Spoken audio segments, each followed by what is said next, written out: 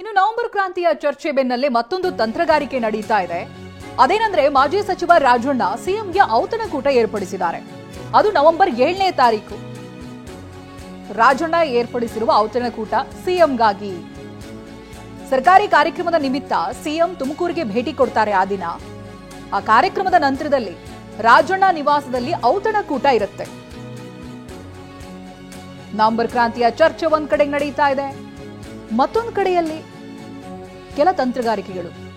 ಅದು ಕೂಡ ರಾಜಣ್ಣ ಅವರ ಹೇಳಿಕೆಯನ್ನ ನೀವು ಗಮನಿಸಿದ್ರೆ ಬಿಜೆಪಿಗೆ ಯಡಿಯೂರಪ್ಪನವರು ಎಷ್ಟು ಮುಖ್ಯನೋ, ಜೆಡಿಎಸ್ಗೆ ಎಚ್ಡಿಕೆ ಎಚ್ಡಿಡಿ ಎಷ್ಟು ಮುಖ್ಯನೋ, ಕಾಂಗ್ರೆಸ್ಗೆ ಸಿದ್ದರಾಮಯ್ಯ ಅಷ್ಟೇ ಮುಖ್ಯ, ಅನಿವಾರ್ಯ ಅನ್ನೋ ರೀತಿಯಾದಂತಹ ಹೇಳಿಕೆಯನ್ನ ಕೊಡ್ತಾರೆ. ಈ ನಡುವೆ ಒಂದು ಔತಣಕೂಟವನ್ನು ಕೂಡ ಏರ್ಪಡಿಸಿದ್ದಾರೆ. ಇದು ನವೆಂಬರ್ 7ನೇ ತಾರೀಕಿಗಿದೆ.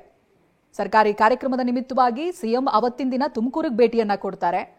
ಆ ನಂತರದಲ್ಲಿ ರಾಜಣ್ಣ ಏರ್ಪಡಿಸಿರುವಂತಹ ಔತಣಕೂಟಕ್ಕೂ ಕೂಡ ಹೋಗೋರಿದ್ದಾರೆ.